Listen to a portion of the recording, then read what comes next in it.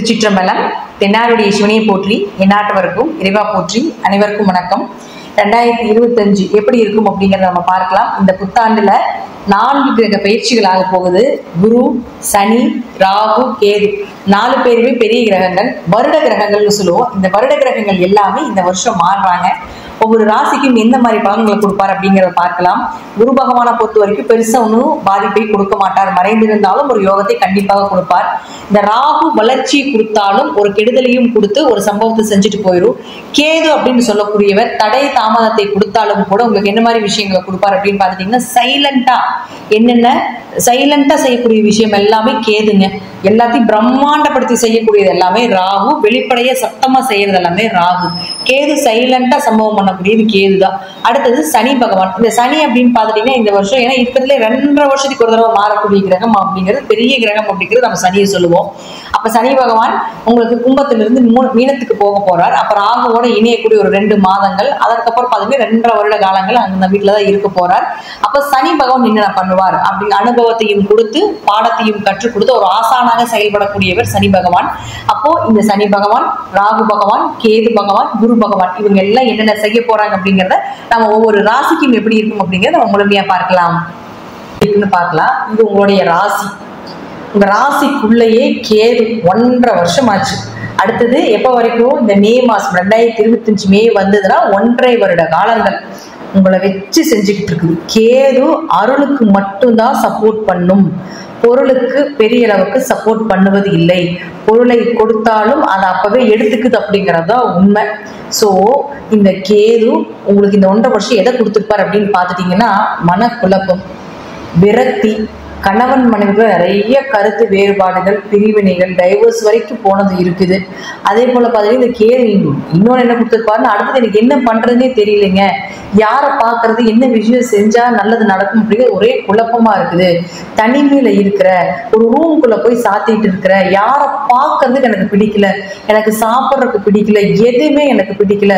இதுல இன்னும் உச்சபட்சம் என்னன்னு பாத்துட்டீங்கன்னா, நான் தற்கொலை வரைக்குமே நான் போயிட்டு வந்துட்டேன் அப்படின்னு இந்த கன்னிராசிக்காரர்கள் நிச்சயமாக சொல்லாத நாட்கள் இல்லை அப்படிங்கிறது. இதுல ஏதாவது ஒரு விஷயமாவது அவங்க வாழ்க்கையில 1.5 வருஷத்துல நடக்கும். ஏன்னா அதைத்தான் பண்ணுவார். கேதுவும் எதுக்காக நமக்கு அப்படி பண்றாரு அப்படிங்கிறத முதல்ல தெரிஞ்சுக்கணும். நம்ம இந்த உலகம் அப்படி ஸ்பீடா போயிட்டு இருக்கக்கூடிய ஒரு உலகம். கேது அப்படி கிடையாது. தம்பி பொறுமையா இரு, வர்றப்பதான் உனக்கு வரும், இந்த பிரபஞ்சம் உனக்கு இப்பதான் கொடுக்கும், நீ அதை வர்ற வரைக்கும் கொஞ்சம் பொறுமையா தான் இருக்கணும். நீ அதிக எஃபர்ட் போட்டுன்னா அதை நான் தடை தான் பண்ணுவேன், ஏன்னா கிரகங்கள் வலிமையானவர்கள் அப்படின்னு அந்த கேது சொல்லிக்கிட்டே இருக்கும். அதுதான் கன்னிக்குள்ள வரும். இந்த கன்னிராசிக்காரர்களுக்கு ஒரு மன விரக்தி ஆயிருக்கும். நமக்கு என்ன செஞ்சாலும் இப்படிதான் தடையாகுது, தாமதமாகுது, வர்றப்போ வரட்டும், நடக்கிறது நடக்கட்டும் அப்படின்னு தான் கன்னிராசியினுடைய மனநிலை இப்ப இருக்கும். அதைத்தான் அந்த கேது எதிர்பார்க்கணும், அதைத்தான் கொடுப்பாரு. அது எப்ப அதற்கு நீங்க பழகிக்கிறீங்களோ அந்த பழக்கத்துக்காக தான் நம்ம ராசிக்குள்ள கேது என்ட்ரி ஆகும். அப்ப அந்த மாதிரி விஷயத்த நிச்சயமா கொடுத்திருப்பார். கேது அருள், ராகு பொருள். அப்போ நீங்க உங்களுக்கு தடையாகுது, தாமதமாகுது, ஆன்மீகம் சார்ந்த விஷயம் நிறைய உங்களுக்கு கிடைச்சிருக்கும், இறை வழிபாடு, ஸ்பிரிச்சுவல் லைஃப் பத்தி நிறைய தெரிஞ்சிருக்கும், பிரபஞ்சத்தை பத்தி நிறைய விஷயங்கள், புதிய புதிய கண்டுபிடிப்புகள், நிறைய கோல்டன் ரூல்ஸ் எல்லாம் கொடுத்துருப்பாரு. கோல்டன் பாயிண்ட் எல்லாம் நிறைய கிடைச்சிருக்கும் உங்களுக்கு இந்த காலகட்டங்களை. ஆனா ராகு அப்படின்னு சொல்லக்கூடிய 7ஆம் இடத்துல இருந்து குடும்பத்துக்குள்ள இப்படியே இருக்கியே, இப்படியே செஞ்சுக்கிட்டு இருக்கிறியே அப்படின்னு சொல்லி உங்க மனைவியை தூண்டி விட்டுக்கிட்டே இருப்பாங்க, உங்க கணவரை தூண்டி விட்டுக்கிட்டே இருப்பாங்க. உங்களை அது குத்திக்கிட்டே இருக்கும்.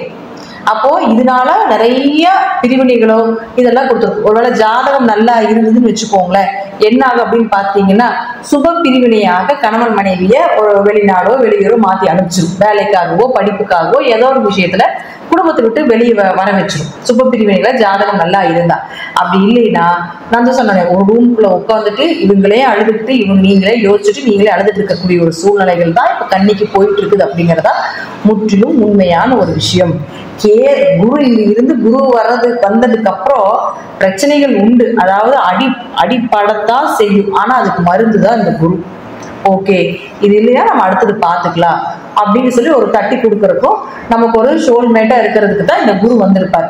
அப்போ இப்ப கேதுவை பொறுத்த வரைக்கும் இந்த மே மாசத்துக்கு மேல உங்களுக்கு 12ஆம் வீட்டுக்கு உங்களை விட்ட உடனே பெரிய ரிலீஃப் கிடைக்கும். ரொம்ப மன திருப்தியா இருப்பீங்க. அப்படியே ரொம்ப மைண்ட்லாம் ஃப்ரெஷ் ஆகி அந்த குழப்பம் எல்லாம் போய் ஒரு நல்ல ஃப்ரெஷ்னஸ் கிடைக்கும். அப்போ இந்த கேது இங்க மேல ஏறிடுவார். 12க்கு வந்துடுவார். 12க்கு வந்தாலும் உங்களுக்கு ஆன்மீகம் சார்ந்தது, தீர்த்த யாத்திரை போறது, இப்ப உங்களுக்கு காட்டி கொடுத்துருப்பாரு. எப்போ உனக்கு உண்டான கோவில் இதுதா, உனக்கு உண்டான தெய்வம் இதுதா, உனக்கு உண்டான மனிதர்கள் இதுதா, உனக்கு உண்டான வழிபாடுகள் இதுதா, நீ போற இடம் இதுதான் அப்படிங்கிறது எல்லாம் இந்த கேள்வி இப்போ வந்து கொடுத்துருப்பாரு. அப்ப அதை வந்து அப்படியே நீங்க கண்டினியூவா நீங்க பண்ணிட்டு இருந்தீங்கன்னா இதுல சக்சஸ் அப்படிங்கிறது நிறைய எதிர்பார்க்கலாம் அப்படிங்கிறது உண்மை. அடுத்தது பாருங்க, இந்த ராகு பகவான், ராகு இங்க இருக்கார். அடுத்தது ராகு உங்களுடைய ஜாதகத்துக்கு 6ஆம் இடத்துக்கு வரப்போகிறார். 6ல் ராகு வந்தால் எதிரிகளை ஜெயிக்கக்கூடிய ஒரு அமைப்பை நிச்சயமாக ஏற்படுத்தி கொடுப்பார். 6ல் ராகு இருந்து 12ல் கேது இருந்தால் மகாலட்சுமி யோகம் அப்படின்னு நம்ம சொல்லுவோம். அப்போ இந்த 1.5 வருட காலங்கள் உங்களுக்கு மகாலட்சுமி யோகம், தனப்பிராப்தம், பொருளாதார வளர்ச்சி அப்படிங்கிறது உண்டு. 6ல் ராகு இருந்தால் கேஸே நீங்க அந்த டைம்ல மூவ் பண்ணீங்கன்னா, உங்க பேர்ல மூவ் பண்ணீங்கன்னா நீங்க இதை ஜெயிப்பீங்க. அப்போ 6ல் ராகு வரக்கூடிய காலகட்டங்கள் கடன், நோய், எதிரி, வழக்கு, உத்தியோகம் இதெல்லாம் 6 தான். அப்ப அங்க ராகு வரும் பொழுது கடனை கொடுப்பார், அதை நல்லா தெரிஞ்சுக்கணும். கடனையும் கொடுப்பார், எதிரியை அதிகப்படுத்தியும் கொடுப்பார், நோயையும் கொடுப்பார், வேலையில பிரச்சனைகளையும் கொடுப்பார், வம்பு வழக்குகளையும் கொடுப்பார். ஆனா அதை ஜெயிக்கிறதுக்கு உண்டான விஷயத்தையும் சொல்லி கொடுத்துருவார். அப்ப அவரும் அங்க வந்து இதை சொல்லி கொடுத்துட்டு அவர் போவார். அப்ப இதெல்லாமே நம்ம லைஃப்ல வந்து போயிட்டு இருக்கக்கூடிய விஷயம் தானே. அப்ப அவர் வரும்பொழுது, அந்த கிரகங்கள் வரும்பொழுது நமக்கு அதை கொடுத்துட்டு அதை எப்படி ஜெயிக்கணும், அதுல இருந்து எப்படி வெளியே வரணும், எப்படி வாழணும், எப்படி கத்துக்கணும் அப்படிங்கிற விஷயத்தையும் சொல்லி கொடுத்துட்டு போயிடும். இதுல இன்னொன்னு என்னன்னு பாத்தீங்கன்னா, ராகு கேதுகளுக்கு வீடுகள் கிடையாது, அது ஒரு நிழல் கிரகங்கள். எந்த வீட்டுல இருக்கோ அந்த வீட்டை தன்னுடைய வீடாக பயன்படுத்திக்கிறோம். அப்ப ராகு இங்க இருக்காருன்னா, ராகுக்கு வீடு கொடுத்த கிரகம் எது? சனி பகவான். அப்ப சனி எங்க இருக்காருன்னு பாருங்க. சனி உங்க ஜாதகத்துக்கு 7க்கு வராரு. 7க்கு வரும்போது 7க்கு சனி ஒரு தோஷமுள்ள ஒரு இடம் தான். ஒருவேளை உங்க ஜாதகத்துல சனி நல்லா இருந்துட்டா ஓரளவுக்கு ராகு பிரச்சனைகளை கொடுத்தாலும், ஓரளவுக்கு ராகு நல்லதை செய்தாலும் அதை தாங்கிக் கொள்ளக்கூடிய ஒரு அமைப்பு ஜாதகத்துல சனி நல்லா இருந்ததால் கிடைத்துவிடும். அப்படி இல்லைன்னா சனிக்குண்டான வழிபாடுகள் கொஞ்சம் அதிகப்படுத்திக்கோங்க, ராகுக்குண்டான வழிபாடுகளை கொஞ்சம் அதிகப்படுத்திக்கோங்க. ராகு ஒரு வந்து வைரல் கிரகம்னு சொல்றோம், கேது வந்து சைலண்ட் கிரகம், சிம்பிளா சைலண்டா பண்ணிட்டு சம்பவம் பண்ணிட்டு போறது. ராகு 4, அதாவது எப்படி சொல்றதுன்னா, ஒரு 4 ரூமுக்குள்ள தெரியுறது எல்லாமே கேதுங்க.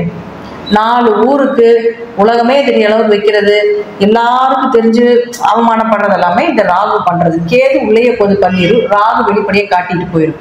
அப்போ சனி நல்லா இருந்துட்டால் ராகு என்ன பண்றது, பெரிய அளவுக்கு பாதிப்புகள் வராது அப்படிங்கறத முற்றிலும் உண்மை. சோ அதற்குண்டான ராகு ரொம்ப நல்லா இல்லைன்னா ராகுக்குண்டான வழிபாடுகளும் பண்ணணும், சனி பகவானுக்கு உண்டான வழிபாடும் கண்டிப்பாக நீங்க செஞ்சாதான் நல்லா இருக்கும். ஏன்னா ராகு 6ல் யோகத்தை கொடுத்தாலும் ஓரளவுக்கு அவயோகத்தையும் கொடுப்பாரு. பிரம்மாண்டத்தின் உச்சம் ராகு, உச்சத்தை காட்டி இதில் ஒன்றும் இல்லை அப்படின்னு சொல்லக்கூடியது கேது. ராகு உச்சத்தை கொடுத்து உச்சத்திலிருந்து வெளியே கேது இழுத்துட்டு வந்துடுவார். எப்பா இதெல்லாம் ஒண்ணு இல்ல, வாப்பா நீ ஆன்மீகத்துக்கு வந்திருப்பா அப்படின்னு சொல்றது கேது. சோ ராகுவும் கேதுவும் நிழல் கிரகமாக இருப்பதனால வீடு கொடுத்த சனி பகவானும் கேதுவுக்கு வீடு கொடுத்த சூரியனும் உங்க ஜாதகத்தில் நல்லா இருந்துட்டால் இவர்களால பாதிப்புகள் கொஞ்சம் குறைவு. அடுத்தது பாருங்க, குரு பகவான். இந்த குரு அப்படின்னு சொல்லக்கூடிய உங்க ஜாதகத்துல 9ஆம் இடத்துல இருந்து உங்களுக்கு வெளியூர் வெளிநாடு பயணங்கள், உயர்கல்வி படிக்கக்கூடியது, 2ஆம் திருமணத்துக்கு உண்டான ஒரு அமைப்பு, நல்ல குரு அமைச்சு கொடுக்கிறது, ஆன்மீகத்தினுடைய எல்லை, ஆன்மீகத்தினுடைய உச்சத்தை கொண்டு போய் இந்த குரு உட்கார்ந்து கொடுத்திருப்பார். 9ல் குரு இருக்கும் பொழுது ஓடி போனவனுக்கு 9ல் குருவாங்க, அப்படி கிடையாது, ஓடி ஓடி உழைப்பவனுக்கு 9ல் குரு. அப்போ உங்களுக்கு இதெல்லாம் நடந்துட்டு இருக்கும். இப்ப இந்த குருவும் உங்களுக்கு மாறுவார். அப்ப இந்த குருவும் உங்களுக்கு மே மாசம் 10க்கு வரும்பொழுது தொழிலை கொடுப்பார். உங்க தொழில் இதுதான், தொழிலுக்கு உண்டான விஷயங்கள் இதுதான், தொழில்ல எப்படி பொறுமையா இருக்கணும். ஏன்னா குரு அப்படின்னு சொல்லக்கூடியவர் பொறுமை, நிதானம், இதெல்லாமே குருதான். பரோபகாரம், இதெல்லாமே குருதான். அப்ப தொழிலையும் கொடுத்து அங்க என்னென்ன செய்யணும் அப்படிங்கிறதையும் கொடுப்பார்.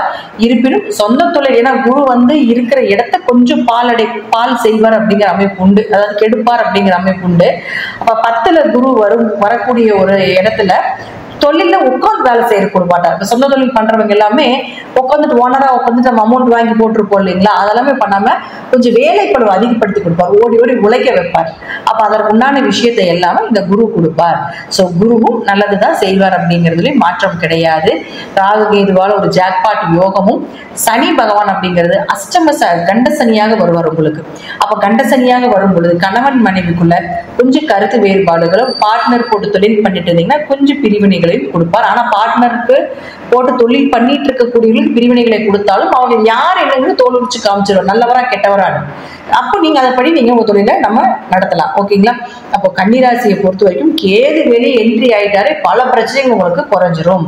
ஸோ 2025 50% லாபத்தையும் 30% ஒரு அனுபவத்தையும் அதே போல ஒரு 20% சிறிய கெடுதலையும் கொடுக்கக்கூடிய ஒரு வருடமாக இந்த கன்னிராசிக்கு இருக்கும் அப்படிங்கிறத நான் சொல்றேன். நன்றி. உங்க தசாபுத்தி படி இந்த கோச்சார கிரகங்கள் எல்லாமே கொஞ்சம் மாறுபடலாம். நல்ல திசைகள் நடந்துட்டு இருந்தா என்னுடைய தாக்கங்கள் எல்லாமே கொஞ்சம் குறையும். தீய திசைகள், பாதகாதிபதி திசைகள், மறைவு ஸ்தானாதிபதி திசைகள், பாவ கிரகங்கள் உங்க ஜாதக சப்போர்ட் இல்லாம தசை நடத்திக்கிட்டு இருக்குது அப்படின்னா கொஞ்சம் பாதிப்புகளும் உண்டு அப்படிங்கிறத நான் சொல்றேன். நன்றி. மீண்டும் ஒரு நல்ல பதிவுல சந்திக்கலாம். திருச்சிற்றம்பலம், தில்லையம்பலம், ஸ்ரீ நரசிம்மர் திருடிகளே சரணம்.